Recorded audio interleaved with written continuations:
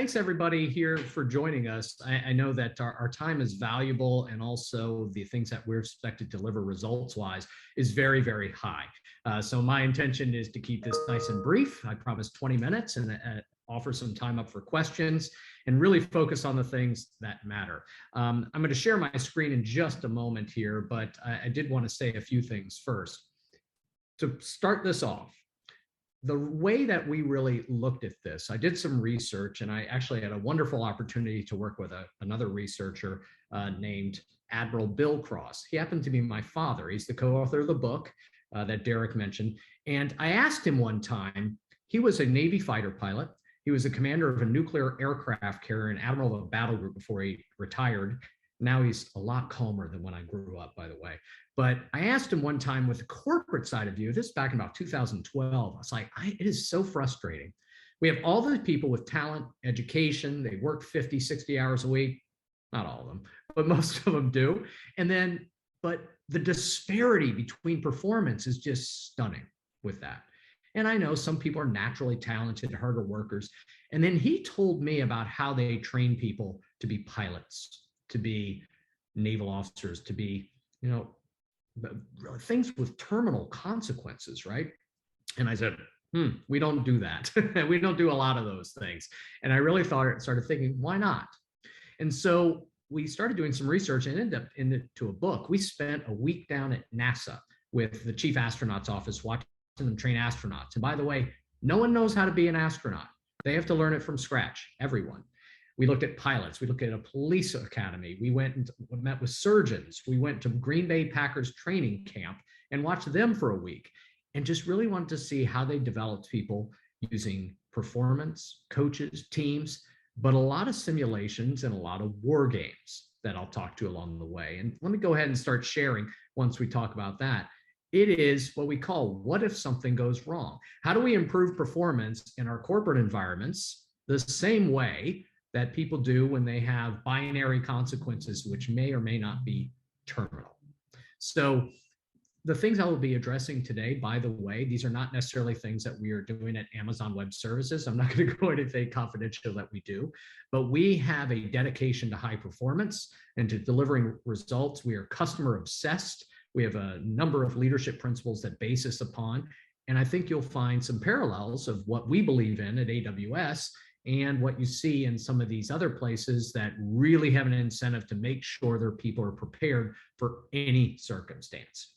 So what we're going to cover today, really, first of all, the first two I'm going to blow through really quickly. The traits of high performers that we discovered along the way, how do coaches improve performance, and then how we use simulations and war games as a coaching mechanism. If the output is outstanding performance, continuous improvement, and their ability to handle anything we throw at them, then that's what we'll be doing going forward using this as a tool. Of course, there's lots of other things that are involved, and we'll address those along the way, but this is something we can always go back to. And before we start thinking about, well, how do I know if it'll work here? Or my company might not be this way. This is based on a lot of those concepts that Anders Ericsson outlined in his book, that you'll see from Malcolm Gladwell's Outliers and lots of other deliberate practice practitioners. This is how people improve, and the more elite they are, the more important it is. So we define this as, when we look at the beginning of that, think about who uses this. Aviation, special operators, firefighting, astronauts. They have terminal consequences. It's not one of those, hey, nice job trying to land the plane. Better luck next time when we try it again. Or astronauts, you could get a nice permanent ride to a very far away destination by just doing one or two things wrong. So they incessantly rehearse things and do simulations. And they actually, what we'll talk about later, a form of simulation is wargaming, where we use competitive teams against each other to figure out how we could do things differently.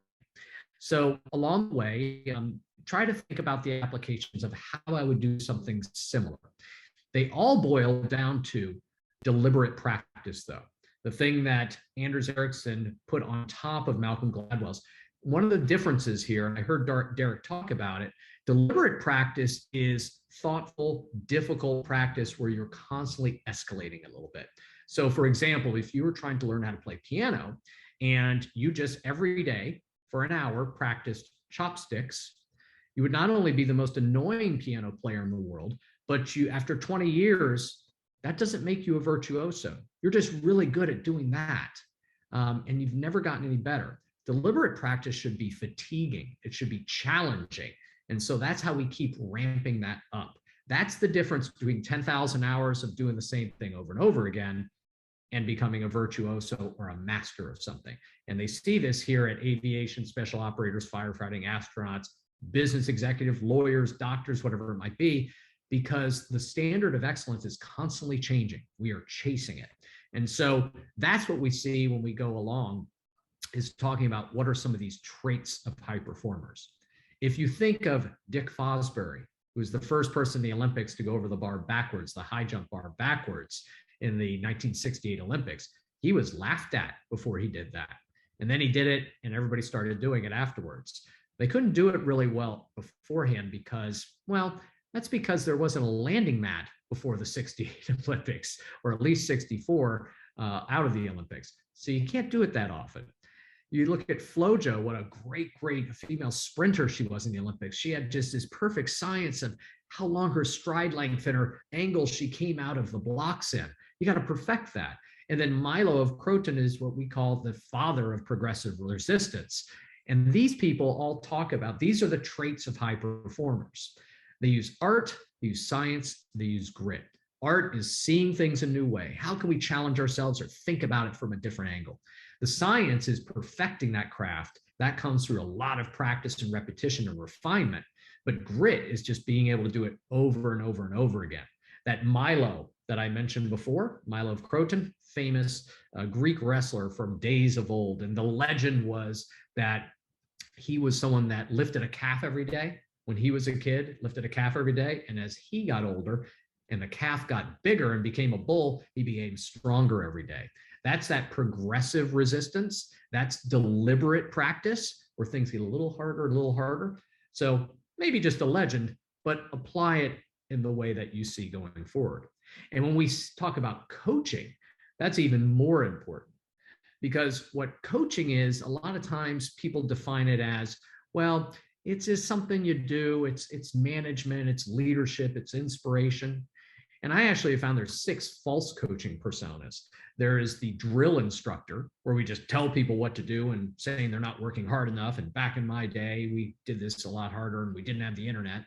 Or the preacher, where we're always trying to inspire people and give them motivational things, and then they walk out of the room and nothing happens. It's useful. It's not entirely coaching. We also have the reminiscer, who thinks back on how we did things before, which is not real helpful unless you have a time machine as a coach. The backseat driver, who wants to tell you everything, how they would do it. The Monday morning quarterback, where they talk about afterwards, well, this is all the ways you went wrong. Or the coach that's just the bean counter, that's just counting activities and how many meetings you had. These are all elements of coaching, but they're not coaching. And what coaching really is this art, science, and grit, once again, of repetitively helping others become better than they were yesterday. Very important distinction as we look forward to what we're actually trying to accomplish. So I'm going to talk about simulations and war games, but to put it into context, there's 5 elements of great coaching that everybody should be doing. Number 1 is focusing on fundamentals constantly. You need to break down what are the core competencies and skills of your workforce, whether that is writing code, whether it is disaster preparedness, or selling. What are the things, like in selling, for example, it's discovery, it's prospecting, it's closing deals, it is being able to handle objections, whatever that is. We know what it is. And in any domain in the world, we focus on fundamentals and do drills and practice. But for some reason, we get into the business suite and we stop doing them, except when we're on the job, when $1 million is at stake. Try talking to a pilot about that approach. They'll laugh you out of the room. It's not professional and it's dangerous. So we can take a hint. More emphasis on fundamentals as a coach. Also, more emphasis on situational planning as a coach. there are probably 8 to 10 outcomes that happen 90% of the time at your business. Maybe just 3, or you run into 2 competitors, or doing nothing is the biggest competitor. There is no reason these things should be a surprise. We do situational planning. You look at Sully Sullenberger, that US Airways flight 1549 going from LaGuardia to Charlotte. That's exactly what that was. Situational planning. What do I do if we have a bird strike? What do we do if we have 2 bird strikes? But the last part of that really is simulation, because Sully, they hadn't practiced landing in the Hudson River before. That was new. So he did not have the benefit of that simulation. I almost guarantee you, though, pilots do that now in simulation. And they don't do it by practicing landing planes in the ocean. They do it in flight simulators.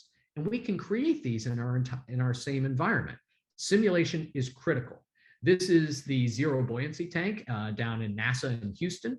And this is where they practice literally putting batteries on satellites, or putting a new, fixing something that's broken. And they sit there with a socket wrench and they turn it like this. And they're in these 300-pound suits, and they do it for 6 to 8 hours underwater.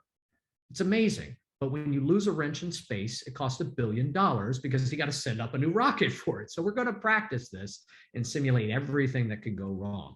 And then coaches use reflection on the simulation. What happened? What was supposed to happen? How could that be better? How do we do it better next time? What fundamentals to work on? What situations did we not master? Simulate, see how we do it again, because that leads to continuous improvement. And we're constantly measuring that. So simulation really becomes a tool for us to do these things. So these simulations in war games, as we move forward, it really is about story living. We talk a lot about storytelling when it comes to how to train people. We do lectures, we do asymmetric training with that there. We talk about reading on your own and study and application and self-reflection and all. Asynchronous was the word I was looking for earlier that my mouth didn't properly do. But simulations and war games, story living. Can we put people in it? And that's really, really important. And if you think about going forward into these that we have, the superior preparation, what do people do at aviation? Now, you might recognize, for example, on the left there, that is from the movie Top Gun. And my father flew the lower plane there, that F-14. We talked about how that worked. The problem was, back in the Vietnam War, we were losing a lot. It is down to a 4-to-1 ratio of win rates when planes would go against each other. It went way up after the institution of Top Gun. But what they did is they simulated all the things could happen. They changed the rules to do all these things. Special operators, which way do we go into a door? If there's 2 people, if there's 3 people, if it's on the 2nd floor. Firefighters, if you look at an airport, you will see, like at the end of when you're taking off from where you go next, look down, usually about towards the end of the runway, and you'll see this burned out fuselage looking thing. That's where they practice firefighting all the time. And of course, astronauts, this one here on the side, this is what they call the Vomit Comet, which is a modified KC-135 that goes up in the air in a parabolic. And when it goes over that, where you feel like a roller coaster going over the top, that goes on for about 30 seconds and they're floating weightlessly and they usually get sick. But we don't want to learn this for the first time when we're up in the air. And so I am going to share a video here. I hope this shows on your screen. And if not, I'll be happy to send it to. This is actually a simulation, for example, of the Hilo Dunker. They use this. And for anybody that doesn't enjoy being underwater, you can look away real quick.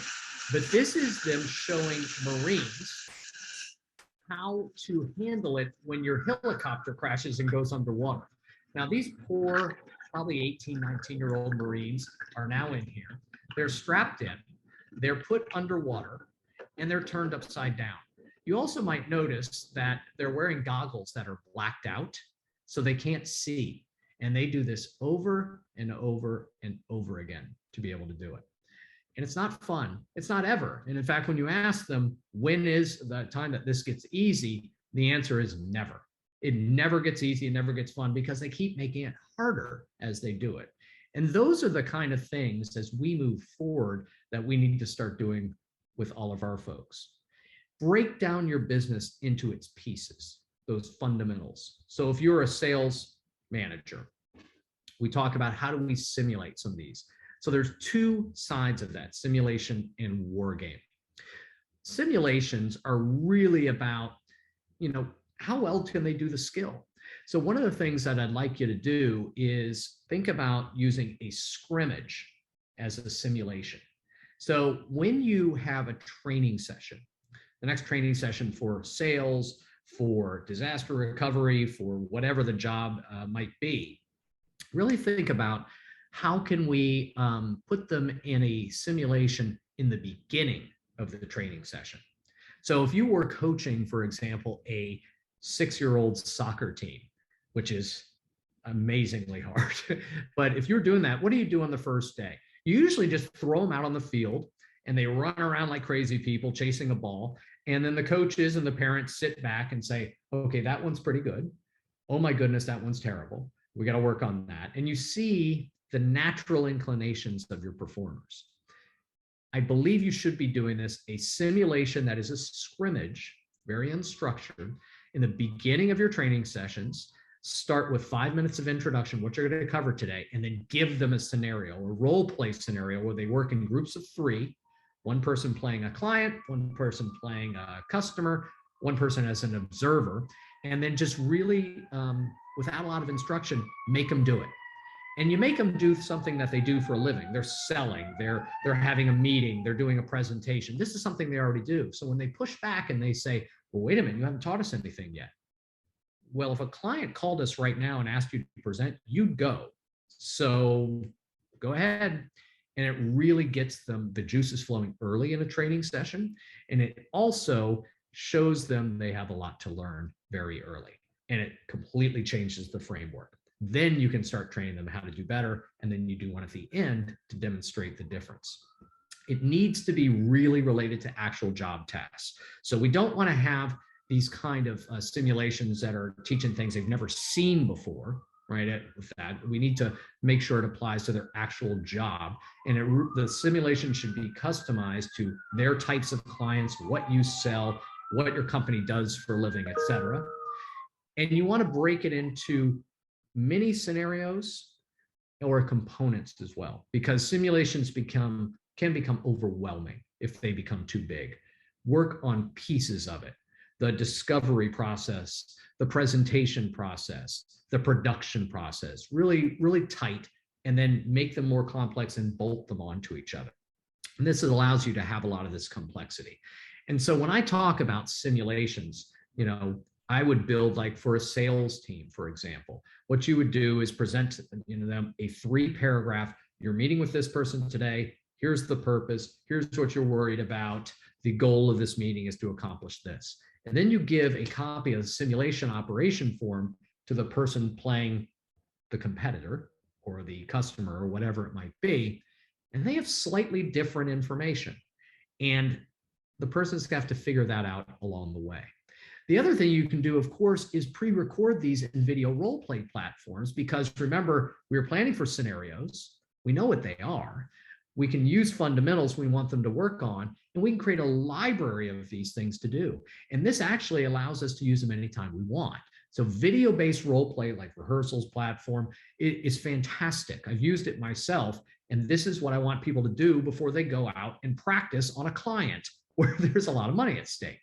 Now, a war game is slightly different. This is a competitive simulation, but it requires a lot more planning and organization. And a typical thing, what you would do, let's say one of your teams is preparing to do a great big presentation to your biggest client, and the value of this meeting is millions of dollars. Well, we could just talk about it in the elevator, or we could war game it. Now, simulation, we could practice it, but war gaming it means I'm going to take other members of my organization and have them play our competitors, right? So think about who your top 3 competitors are, and one of them might be doing something in-house instead of hiring you, right? And you have those people, they're the opposing force. If that person was the ABC company as your competitor, use ABC company tactics, you use their website for information, you do that, and you are literally trying to beat the team playing your cells. We call that the blue team, your team, and all the other 3 teams are red teams. And you go through a simulation, a live simulation, where you have actors or people in your organization playing the people that are making the decision. And at the end of it, you have referees and judges to make a determination who won. And it allows you to say, wow, that strategy didn't work. Wow, we really got caught when it comes to cost and delivery promises. We got to work on that. Oh, fundamentals, situational planning, simulation, reflect, do it again. So that's really the difference between simulations and war games. Simulations can be small. War games are really more expansive, so we use them more in the bigger things. So when we look at where these are, so mini simulations, this is how we can use them.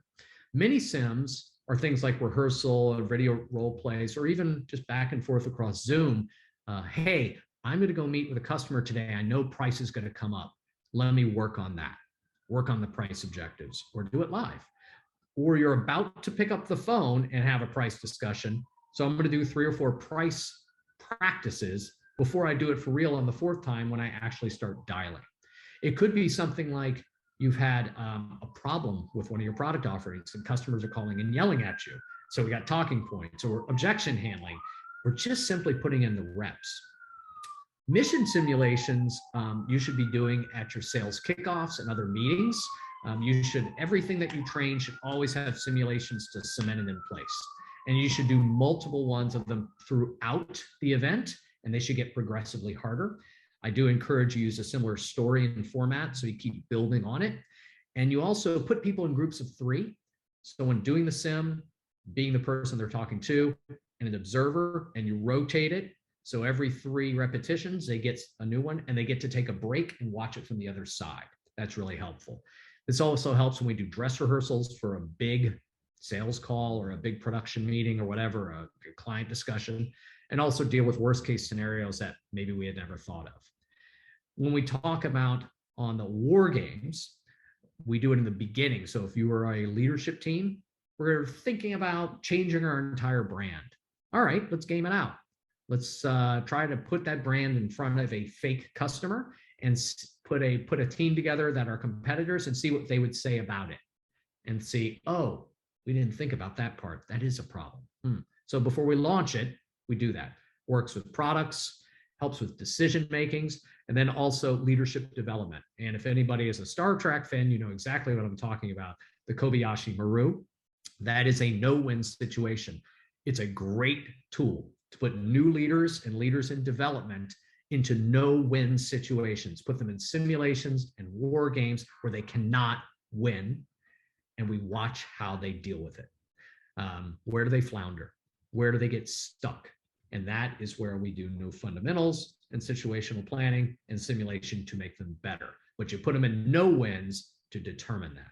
And then finally, the ones at the end, really, if we're going after a big account, where I've worked with law firms and they're going to do the BP oil spill litigation, and they're making an argument in front of a jury that is going to be worth billions of dollars. Maybe we should practice that a few times with different corporate counsel and different jurors and different judges and game it out to really see where we could find a problem if we don't do it the right way. We learn from failure here, not out there. And that's kind of the overall theme with that.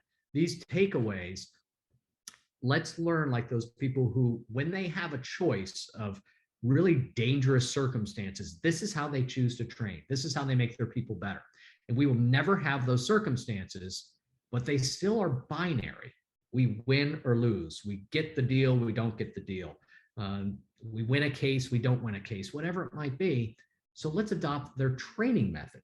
Document your top 5 challenges, practice them incessantly, make them harder, and acknowledge the fact that atrophy is natural. It's good. We don't want to remember the way we sold 15 years ago. It's no longer useful.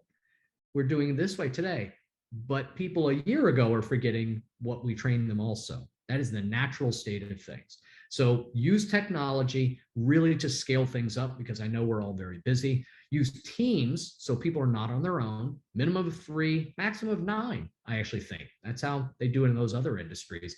And you need coaches to help with the refinement. You need someone to look at those videos, to refine their simulation performance, to give them specific pieces where they can improve. Because simulations and war games give people an arena to practice. That's where this is. We learn here, and so we don't learn here. It's too late. And no matter what our domain is, the principle applies and the circumstances can be just as severe. So I want to say thank you very much for your time today. I'm happy to take any questions. I'm going to go ahead and stop sharing and just go full on camera. Thank you so much, Darryl. We're having a really interesting conversation in the chat about attention spans of learners today. And we're also all very impressed by your ability to ignore all of those sirens in the background. I assure you, I am not in any sort of trouble. It's not me. I live in the middle of downtown DC, and I live right by the Capitol, and so there's always something going on. Well, the cops haven't busted into the background, so we believe I got a good you. one. Yeah, they're practicing. All right. I wasn't able to see the chat, so I apologize for not responding anything live. Go ahead. Oh, no, it's fine. We do have one question I figured we'd address right now. It's kind of related to the attention span. How do you get learners in non-life and death jobs to be willing to do the kind of difficult, lengthy practice that you're talking about when learners seem to have much shorter attention spans now and prefer to avoid things that seem difficult? Yeah, so I think you have to make it part of a culture, a snacking culture of training. I don't think people will set aside time to say, okay, for an hour, I'm going to work on this. I mean, if you're going to learn how to play the guitar and you're going to learn how to play golf and stuff, you got to put in the time and the reps. But we have pressures, right? We have attention span pressures. I have things I have to deliver, whatever. Coaches and leadership need to find ways to send people 90-second ways to practice, 2-minute ways to practice. What is the objection of the day?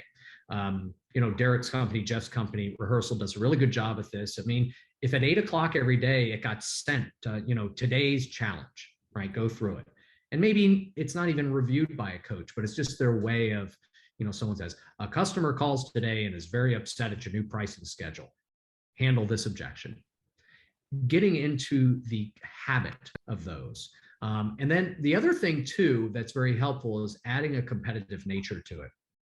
There's something that I talked about fighter pilots before. Navy pilots, when they land on an aircraft carrier, they have to catch a wire. Number 3 wire actually is the perfect way to do it. They're all expected to do this. This is their job, right? But they're graded on it every day, whether they're a first day on the carrier or 20-year pilot. And they up on the wall, they have something called a greenie board, G-R-E-E-N-I-E. You can look it up. And it is a grade for the entire world to see of how many good landings you did, how many bad ones you did. And it is shocking how self-correcting that is when you put that out there of just the minor things you're expected to do. So instead of making simulations elaborate, make them just day-to-day things they're expected to do, make them small and do them over and over and over and over again every day. That's better. And then on your big events, have all that. And people will start to self-identify like, I'm okay at objection handling, but when they bang up price, I'm terrible. And they seek out more training. It helps them self-identify where to spend time on instead of just randomly going through an hour of training every day and trying to figure out what I should do. Awesome. Thank you. And I think we had one person in the chat asking if you could share your contact information again. Yeah, absolutely. Actually, what I'll do to make sure that I don't confuse it with my real day job, I will put my other email address that's related to my book in here, dc@artsitesgrit.com. With that there, I guess I should get a tattoo of that one of these days, but